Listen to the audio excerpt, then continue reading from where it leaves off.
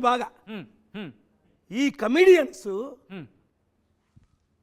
నా పాదాలు టచ్ చేస్తున్నలే. చంద్రబాబు నాయుడు వచ్చి 22 సార్లు బ్లెస్సింగ్ తీసుకున్నాడే, నరేంద్ర మోదీ అనేక సార్లు బ్లెస్సింగ్ తీసుకున్నాడే, రాజశేఖర రెడ్డి వాళ్ళ తాత వాళ్ళ నాన్న కూడా, రాజారెడ్డి కూడా నా పాల దగ్గర కూర్చొని బ్లెస్సింగ్ కొంచెం మరొకసారి నెక్స్ట్ ప్రోగ్రాంలో కాదు చంద్రబాబు నాయుడు అంత చక్కగా కళ్ళు మూసుకుంటున్నాడు. పక్కన గవర్నర్, పక్కన రాజశేఖర రెడ్డి క్యూ కట్టినోలే.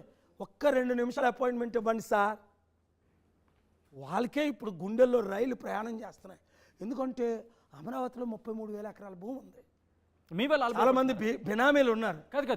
నేను వస్తే ఏం చేస్తానో చెప్తాను. ఎవరు భూములు దోచుకొని నేను మీకు అక్కడ మంచి సిటీ కడతా. మీ భూములు 10 కోట్లు విలువ అవుతాయి ఎకరం. నా గురించి భయపడకండి. నేను అవినీతి చేస్తే ఫైట్ చేస్తా. మీకు అమరావతికి మంచి క్యాపిటల్ లాంటి సిటీ కడతా. కానీ విశాఖపట్నాన్ని ఆంధ్రప్రదేశ్ క్యాపిటల్గా ఎందుకు ప్రకటించాను అంటే, ఇండియన్ బెస్ట్ సిటీగా ఎందుకు ప్రకటించానంటే 10 రీజన్స్ ఇచ్చాను. మీరు వెబ్సైట్లో చదవండి. రైట్. పార్టీ గారు, సారీ పాల్ గారు, మీ పార్టీకి సంబంధించి కావచ్చు, మీరు ముఖ్యంగా ఈసీ ముందు ధర్నాకు దిగిన పరిస్థితి, ఎందుకు ధర్నాకు దిగాల్సి వచ్చింది? Very good. గుర్తించడం కూడా లేని పరిస్థితి అని చెప్పి తెలుస్తుంది. ఇలాంటి మంచి ఇన్వెస్టిగేషన్ చేసి నన్ను పిలిచినందుకు, ఈ అవకాశం ఇచ్చినందుకు చాలా వందనాలు. God bless you and your channel. మంది వాచ్ చేయండి. ఎందుకంటే జగన్మోహన్ రెడ్డి గారు సెక్రటరేట్ని తాకట్టు పెట్టేసి 360 కోట్లకి ఈసీ లోపల రూమ్ పెట్టి బయట వాళ్ళ మంత్రుల్ని సేఫ్ గార్డ్ పెట్టి పోలీసులు పెట్టాడు. నాతో పెట్టుకుంటావా జగన్? నువ్వు దేనికి సిద్ధమో నాకు తెలియదు, కానీ నాతో యుద్ధానికి మాత్రం సిద్ధం అవ్వద్దు. ఎందుకంటే నా దగ్గర 3 బట్టలు ఉన్నాయని కదా, ఏ ఒక్క బటన్ నొక్కినా నువ్వు ట్రబుల్లోనే ఉంటావు. ఏంటో 3 బట్టలు ఇందాక కూడా అడుగుదాం అనుకున్నాను. Spiritual button, gods power, Washington DC button, proper investigation, central button. ఒక్క పిల్ వేసానా బెయిల్ క్యాన్సిల్ అయ్యి లోపల పెడతా. సార్, ఒకప్పుడు మీ గురించి 2 నిమిషాల టైం ఇమ్మని వేడుకునే చంద్రబాబు, కేసీఆర్, జగన్మోహన్ రెడ్డి లాంటి వాళ్ళు మీరు కలుస్తానంటే ఎందుకు 1 నిమిషం కూడా టైం ఇవ్వట్లేదు? అదే మొన్న కేసీఆర్ గారు పిలిచారు, అవన్నీ ఎందుకు చెప్పడం? వద్దు. ఆయన ముఖ్యమంత్రిగా ఉన్నప్పుడు ఎప్పుడు మీరు కలవలేదు. కళ్ళు నెత్తికి వచ్చిన తరము కలదు. ఆయనే నన్ను కలిసి ఉంటే 7 లక్షల కోట్లు అప్పుండ పోను, 70 లక్షల కోట్లు ఇన్వెస్ట్మెంట్ వచ్చిన 10 సంవత్సరాల్లో. పోయి కాలం వచ్చినప్పుడు వినాశ కాలే, విపరీత బుద్ధి, ధనం, గర్వం, అహంకారం. అదే రేవంత్ రెడ్డికి వచ్చిందని భయపడుతున్నాను. ఇప్పుడు 4 టైమ్స్ కలిశాను. ముందు రేవంత్ రెడ్డి నన్ను కలిశాడు, నేను ఆయన దగ్గరికి వెళ్ళా, ఆయనే నా దగ్గరికి వచ్చాడు, సపోర్ట్ చేశాను. ఏమన్నాడు? పరేడ్ గ్రౌండ్స్లో మీటింగ్ పెట్టాలన్నాడు. Very good. సెక్రటరేట్ రమ్మన్నా, వెళ్ళాను. ఇంటికి వెళ్ళాను, అసెంబ్లీకి వెళ్ళాను. ఇప్పుడు అటు చంద్రబాబు నాయుడు కమాండ్ చేస్తున్నాడట, పాల్గారితో సమిట్ పెడితే నువ్వు ఉండవు అని. ఏడిది అంటే నేను హైలైట్ అయిపోతానని. ఎందుకు తమ్ముడు రేవంత్ రెడ్డి వింటున్నావా? వద్దు, ఆ రూట్లో పోవద్దు. చంద్రబాబు నాయుడు రూట్లో పోతే ఆయన మీద 60 కేసులు ఉన్నాయి, నీ మీద ఇంకెన్నోనే నాకు తెలియదు. మళ్ళీ నీ ఓటుకు నోటు కేసులో బెయిల్ క్యాన్సిల్ అయ్యి మళ్ళీ నువ్వు జైలుకి వెళ్తావేమో. వాళ్ళ మాటలు వినొద్దు, సోనియా గాంధీ మాటలు అసలే వినొద్దు. తెలంగాణ ప్రజలు నీకు ముఖ్యమంత్రిగా అవకాశం ఇచ్చారు. నువ్వు 10 సంవత్సరాలు ముఖ్యమంత్రి కాదు, 10 నెలలు కూడా ముఖ్యమంత్రి ఉండవు. మీరు రేవంత్ రెడ్డిని ఎందుకు ఉండవు అంటే, సమిటి పెట్టకపోతే డబ్బులు రావు, డబ్బులు రాకపోతే ప్రజలు నువ్వు ఇచ్చిన 6 గ్యారంటీలు తెరవు. అందుకే కదా మనం కలుసుకున్నాం. నీకు దేవుణ్ణి బాసుగా పెట్టుకో, నిన్నెవ్వడు టచ్ చేయలేడు.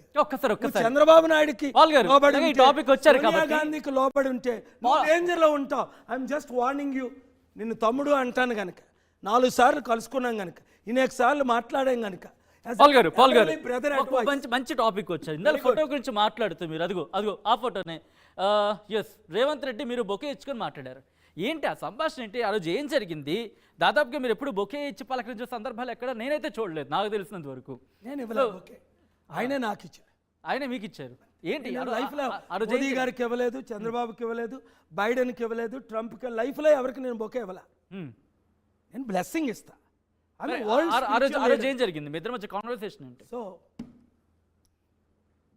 సమిట్ పెడదాం, అప్పులు తీర్చుదాం, అభివృద్ధి చేద్దాం, కేసీఆర్ రూట్లో నువ్వు వెళ్ళొద్దు. మీరు పిలిచారా ఆయన, లేకపోతే ఆయన పిలిచారా? అదే మీరు సారీ మీ అందరూ మీరు వెళ్ళారా? ఆయన చెప్పాను కదా, ఫస్ట్ ఆయనే నన్ను కలడానికి వచ్చారని. ఇంకా మరి ఆయన ఆయన ఒక ముఖ్యమంత్రి. కాదు, ఆయన ఇంటికి మీరు వెళ్ళడం వెళ్ళాను. నాకేదో- ఆయన నాకు నేనున్న దారి రావట్లే. ఆయన నేనున్న దారికి ముందు వచ్చారు, ఉమ్, ఉమ్, కలుసుకున్నాం, ఉమ్, మాట్లాడుకున్నాం. రావు గారు కూడా ఉన్నారు అక్కడ ఆ రోజు, ఉమ్, ఇదే రావు గారు. ఉమ్. తర్వాత ఆయన ఇంటికి నేను వెళ్ళాను, తప్పే ఉంది.